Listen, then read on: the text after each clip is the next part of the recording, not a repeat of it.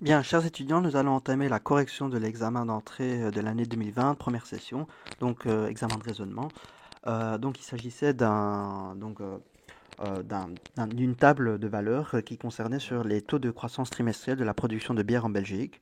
Donc bien lire l'énoncé s'il vous plaît, comme on pourrait le remarquer, donc exprimé en pourcents. Donc chaque valeur qui est donnée dans ce tableau correspond à des valeurs exprimées en pourcents. Alors attention, c'est le taux d'accroissement de quoi? Eh bien, le taux d'accroissement par rapport au trimestre précédent. Donc par exemple, si je prends la valeur du second trimestre de l'année 2010, qui est de 3,2%, l'interprétation de cette valeur signifie que au second trimestre, la valeur donc de la production au second trimestre a augmenté de 3,2% par rapport au premier trimestre. Maintenant, si je regarde le 1,8 pour l'année 2010, qu'est-ce que ça signifie? Moins 1,8%. Eh bien, ça veut dire que la production du quatrième trimestre de 2010 a diminué de 1,8% par rapport au troisième trimestre. Ok, donc c'est toujours par rapport au trimestre précédent. Donc forcément, si je vois le 1 ici, pour le premier trimestre de 2011, cela signifie que la production du premier trimestre de l'année 2011 a augmenté de 1% par rapport au quatrième trimestre de l'année 2010. Donc, c'est-à-dire le trimestre précédent correspond à la fin du quatrième trimestre, enfin la fin du trimestre du quatrième, pardon, la fin de l'année précédente si on est au début d'un trimestre d'une année. Ok. Enfin voilà, je me perds un peu dans mes mots, mais j'espère que vous avez compris l'essentiel. Donc, sur ces bases de données, à la fin de quel trimestre 2011 la production de bière a-t-elle été la plus élevée? Donc, forcément, vous regardez ce qu'on vous demande, donc 2011, vous regardez attentivement la colonne de 2011, et on vous dit euh, à quel moment la production de bière a été la plus élevée. Alors, l'erreur fréquente que je vois souvent les étudiants quand ils font la correction de ça sur Facebook, Messenger, tout ce que vous voulez, je vois vraiment des gens qui font la bêtise d'additionner les taux d'accroissement.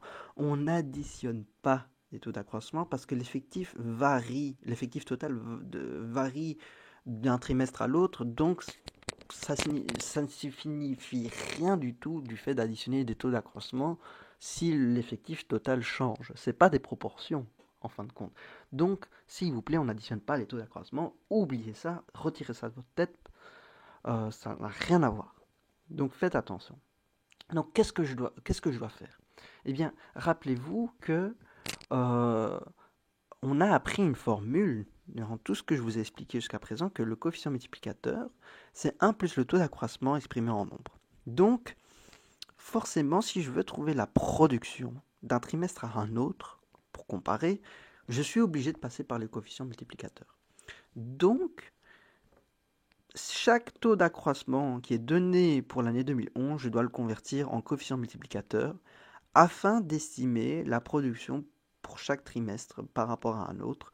Et donc, je peux déduire comment ça évolue. Et comme je sais que le coefficient multiplicateur pour chaque élément au fait que chaque taux d'accroissement est positif, donc c'est toujours plus grand que 1, plus grand que 0, excusez-moi, donc c'est des valeurs de taux d'accroissement positifs. Donc ces taux d'accroissement positifs signifient que le coefficient multiplicateur est toujours plus grand que 1. Donc le produit d'un ensemble de coefficients multiplicateurs plus grand que 1 euh, signifie que globalement le coefficient multiplicateur est plus grand que 1 aussi. Donc à chaque fois, ça a monté de plus d'une fois en termes de production d'un trimestre à l'autre. Donc le quatrième trimestre est forcément le moment où la production a été maximale parce qu'à chaque fois, le taux d'accroissement a été additionné, enfin pas directement, mais du fait que le taux d'accroissement a fait démontrer que l'évolution a été que positif entre le premier et le quatrième trimestre. Hein. Donc attention, on n'additionne pas le taux d'accroissement, je le précise. Hein. Mais c'est juste que visuellement, globalement, on voit que le taux d'accroissement n'a pas diminué. On n'a fait qu'augmenter de 1%, on a augmenté de 0,1%, puis on a augmenté de 0,3%, puis on a augmenté de 0,1%. Donc on n'a fait que croître en termes de valeur finale de la production d'un trimestre à un autre. Et donc voilà.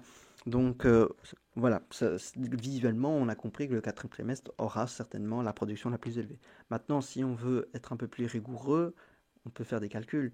Donc, on va convertir donc, les coefficients multiplicateurs.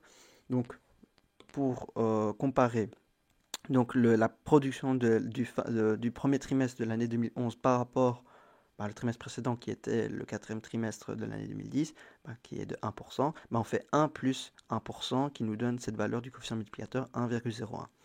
Puis pour le second trimestre, on fait 1 plus 0,1% qui nous donne le coefficient multiplicateur ici. Puis on regarde ici le 0,3%, donc on fait 1 plus 0,3% qui nous donne cette valeur-là pour le coefficient multiplicateur du troisième trimestre par rapport au second trimestre. Et alors pour terminer, pour comparer, donc pour trouver le coefficient multiplicateur du quatrième trimestre par rapport au troisième trimestre, on fait 1 plus 0,1. Enfin 1 plus 0,01%. Donc faites attention, le petit piège ici. Donc convertissez ça en nombre décimal, n'additionnez pas bêtement. Donc je préfère le réécrire ici, comme ça c'est plus clair. Donc 1 plus 0,01, 1 plus 0,001, 1 plus 0,003, 1 plus 0,001. Pourquoi? Parce que ça correspond à 1% qui est donné ici, à 0,3%, 0,1% qui est donné ici, et ça correspond à 1%. Donc faites attention, le petit piège, donc ça c'est des valeurs en pourcent, c'est pas des valeurs en décimales. Donc n'oubliez pas que chaque élément ici est exprimé en pourcent, à vous de les convertir en décimales, s'il vous plaît. Voilà. Même moi, disant de manière orale les choses, parfois je me gourre, mais voilà. Donc écrivez tout sur une feuille. Vous avez droit à des feuilles de brouillon à l'examen si ça n'a pas été dit. Donc on vous donne des feuilles de brouillon, donc ne vous inquiétez pas. Autant que vous le voulez. Donc à la fin, vous avez ces coefficients multiplicateurs, mais comme ces coefficients multiplicateurs sont toujours plus grands que 1, eh bien, à chaque fois, on a tout de suite compris que d'un trimestre à un autre, ça ne fait que croître. Et donc, même vous pouvez substituer donc Qt3 par l'expression de Qt3. Donc la première ligne, la dernière ligne, vous le substituez par la deuxième ligne, la ligne précédente, pardon, la troisième ligne. La troisième ligne, vous la substituez par la deuxième, puis la première. Donc à chaque fois, vous substituez les expressions, vous voyez qu'on multiplie à la fin les coefficients multiplicateurs. Et comme c'est des valeurs toujours plus grandes que 1, on a compris que d'un trimestre à un autre, ça ne fait que croître. Et donc, le quatrième trimestre a la quantité la plus grande parmi les autres trimestres précédents. Donc ça, c'était la méthode mathématique pour résoudre la chose. Mis à part ces éléments, voilà, ça ne semble pas difficile, mais on a utilisé donc le concept du coefficient multiplicateur ou visuellement, en comprenant le sens, l'interprétation du taux d'accroissement. Donc rappelez-vous, on n'additionne pas les taux d'accroissement, ça ne veut rien dire, mais c'est juste que globalement, comme les taux d'accroissement ont toujours été positifs, ça veut dire que globalement, la production a augmenté. Après, vous pouvez passer par les coefficients multiplicateurs pour trouver la valeur de combien de fois ça a augmenté réellement. Donc, la question 7 a été résolue, donc c'était la réponse D. Maintenant, pour la question 8, que peut-on déduire de ces données? Eh bien, les taux de croissance trimestrielle de la bière a été plus élevé en 2010 qu'au premier trimestre 2013. Bref, lisez ça à votre aise, mais vous allez comprendre que déjà par élimination, la D est fausse. Pourquoi? Parce qu'on vous dit que les Belges ont consommé plus de bière en 2013 qu'en 2011, alors qu'ici, c'est des graphiques qui parlent uniquement de la production. Donc consommer et produire, c'est pas la même chose, c'est deux choses qui sont distinctes. Ça ne veut pas dire parce qu'on produit plus de bière que les Belges vont consommer plus de bière, donc la consommation n'a rien à voir avec la production, parce qu'on peut avoir des phénomènes de surconsommation ou de sous-consommation, donc voilà, rien à voir.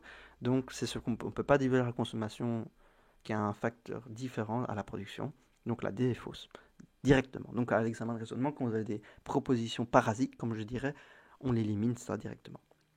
Alors la proposition A, le taux de croissance trimestrielle de la production de bière a été plus élevé en 2010 qu'au premier trimestre de 2013, déjà, vous voyez qu'il y a un souci. On parle le taux de croissance trimestrielle, alors qu'ici, on a déjà 3 taux de croissance trimestrielle qui, non seulement sont de valeurs différentes, en plus, les 3 premières sont positives et la dernière est négative. Donc, comment oser comparer ça avec une valeur donnée à un trimestre précis, alors qu'on pourrait avoir des valeurs différentes ici? Donc c'est pas le taux, mais les taux, et déjà en plus comparer les taux avec le premier du premier trimestre de 2013, ça veut rien dire. On ne peut pas déduire, justement, la question c'est déduire du tableau, mais on ne peut pas déduire. Peut-être la proposition aurait peut-être sonné un peu plus juste, après il faut calculer bien sûr, si on demandait le taux global des croissances trimestrielles de production de bière pour l'année 2010 est-elle plus grande que le premier trimestre de 2013? Alors là, ça pose à réflexion, donc il faudra calculer pour vérifier ça, et ça je vous laisse faire, mais bon, après le calcul serait très très long parce qu'on doit vraiment faire les coefficients multiplicateurs de tout ça, qui est très très long et sans calculette, c'est encore une tâche difficile. Donc la A, déjà elle est fausse au fait qu'on parle de le taux de croissance trimestrielle, alors qu'il y en a plusieurs, donc ça veut rien dire. En B, la production de bière était plus forte en 2010 qu'en 2011. Bah, en gros, on réutilise ce qu'on a fait pour la question 7. Donc, on a compris que le taux de croissance a été à chaque fois positif. Donc, le coefficient multiplicateur a toujours été plus grand que 1. Et donc, forcément, la quantité du quatrième trimestre va toujours être plus grand que QT0. C'est le quatrième trimestre pour l'année 2010. Donc forcément, ça fait que croître d'un trimestre à un autre pour la fin de l'année 2011. Donc on comprend que c'est le quatrième trimestre de l'année 2011 qui va être forcément plus grande que le quatrième trimestre de l'année 2010. Donc ici, dans la proposition, on nous dit l'inverse. On nous dit que c'est 2010 qui est plus grand que 2011, ce qui est le contraire de ce qu'on vient de démontrer pour la question 7. Donc la B est fausse. Donc par élimination, c'est la réponse C. Donc la C est la bonne réponse. Alors, voilà, c'est comme ça qu'il faut faire l'examen de raisonnement. Euh, Maintenant, est-ce que la C est la bonne réponse si vous voulez être sûr de cette réponse? Donc, si vous avez le temps, parce qu'à l'examen, vous avez un temps limité, mais pour vérifier si la C est la bonne réponse, alors là, on doit faire un calcul. Donc, la production de bière a été plus élevée au quatrième trimestre de l'année 2012 par rapport au quatrième trimestre de l'année 2011. Donc là, on est obligé de faire le calcul des coefficients multiplicateurs, et donc ça prend un peu de temps, mais donc voilà. Donc il faut absolument se poser la question, est-ce que ça vaut le coup? Est-ce que par élimination, je peux éliminer les autres propositions les plus simples et où la vérification est très simple, et alors prendre la dernière hypothèse, enfin la dernière proposition euh, qui me semble la plus correcte. Mais après, si on veut être sûr et certain que c'est cette proposition-là qu'il fallait cocher, alors là, on doit partir dans des calculs un peu plus fastidieux, mais bon. Maintenant, le but de la vidéo, c'est pour vous expliquer le pourquoi du comment de la résolution de cet examen. Donc je me dois de vous expliquer en détail comment cela fonctionne. Donc, on vous demande que la production est plus élevée au quatrième trimestre de 2012 qu'au quatrième trimestre de l'année 2011. Donc, forcément, on va vérifier ça. Donc ici, ce qu'on va faire, c'est que on va donc comparer la quantité de 2012, enfin la quantité du quatrième trimestre de 2012 par rapport à la quantité du quatrième trimestre de 2011. Et alors, pour être sûr que ça c'est vrai, il faut que la valeur finale, enfin le produit du coefficient multiplicateur, soit plus grand que 1. Donc c'est très simple. Donc ce qu'il faudra faire, ce sera le produit, donc Qt4 2012 sur Qt3 2012 fois Qt3 2012 sur Qt2 2012 fois Qt2 2012 fois Qt1 2012. Et bon, j'ai pas assez de place, mais on va comprendre tout de suite. Donc, fois Qt1 2012 sur Qt4 2011. Or, ici, vous voyez directement que pour le coefficient multiplicateur du second trimestre par rapport au premier trimestre est égal à 1. Pourquoi? Parce que le taux d'accroissement est nul, donc 1 plus 0 est égal à 1. Donc le coefficient multiplicateur Qt2 sur Qt1 est égal à 1, donc ça vaut 1. Donc on peut gagner de la place déjà en l'éliminant, vu que c'est égal à 1. Et donc on peut directement faire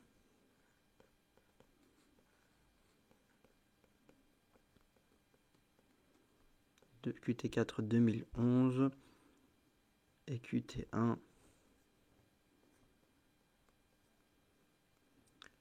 2012. Et donc vous allez calculer les coefficients multiplicateurs de tout ça. À la fin, ça va vous donner, donc ici, ça va vous donner 1 moins 0,022. Ici, 1 plus 0,022. Oh là là. Et alors, ici, vous avez 1, désolé, c'est Siri qui s'est activé, 1 plus 0,02. Et donc, vous multipliez tout ça, vous allez obtenir 1, quelque chose. Je vous épargne les calculs. 1, quelque chose, ce qui est strictement plus grand que 1. Et donc, forcément, ça confirme ce qu'on a dit. Donc, c'est 1, quelque chose, c'est toujours plus grand que 1. Donc, le coefficient multiplicateur, enfin le produit de l'ensemble des coefficients multiplicateurs qui donne le rapport de la production de fin 2012 sur la fin de 2011 est plus grand que 1. Donc, la production en quatrième trimestre 2012 est largement plus grand que la production de bière au quatrième trimestre de 2011. Donc la C ne fait que confirmer, enfin nos calculs ne fait que confirmer que la C était la bonne réponse. Voilà. Vous voyez, c'est pas aussi facile. Vous voyez qu'on a utilisé la notion de coefficient multiplicateur très souvent, que c'est très demandé à l'examen. Après, il y a des choses comme ça qui permettent de confirmer la solution, mais souvent à l'examen, il y a parfois des questions où c'est très facile de retrouver la bonne réponse sans besoin de faire trop de détails et de calculs, par des simples faits d'élimination et de compréhension et de vérification rapide de coefficients multiplicateurs, etc. Donc voilà, c'était donc une question de l'examen de l'année 2020. Vous avez compris que tout ce que je vous enseigne ici n'est rien inutile. Donc si je vous ai embêté avec toute cette partie théorique de calcul, de taux de croissance, de coefficient multiplicateur, et vous dites bah, le type il part trop loin, il explique trop de détails, c'est compliqué. Non, regardez, la preuve ici, je vous montre qu'à l'examen, ça a été demandé et que ce que je vous enseigne est très loin d'être inutile. Ça ne peut être qu'un support sur la méthode de travail et sur la méthode de résolution pour un examen de raisonnement. Donc s'il vous plaît, tout ce que je vous enseigne n'est en rien inutile. Vous voyez, je vous ai démontré la preuve que justement mes capsules vidéo, dans leur intégralité, n'est que pour vous donner un support et une méthode de travail pour jamais vous tromper, si possible, je l'espère, à la résolution de vos questions et pour être certain de tomber sur la bonne réponse. Voilà. Donc maintenant, nous venons de finir le premier module pour le chapitre 1. Maintenant, nous allons entamer le deuxième module, donc, qui sont déjà disponibles sur YouTube. Donc vous regardez le deuxième module qui concerne sur la lecture d'un graphique. Okay, donc comment lire différents types de graphiques. Et après, nous allons faire des exercices par rapport à la lecture de graphiques qui va mélanger des concepts du chapitre 1. Donc les travaux dirigés pour le chapitre 2 va mélanger à la fois la lecture graphique, mais à la fois aussi les outils mathématiques qui ont été utilisés durant les capsules vidéo du chapitre 1. Donc tout se suit d'un ordre logique. Donc s'il vous plaît, suivez cet ordre pour pas vous perdre. Et voilà. Donc excellente continuation.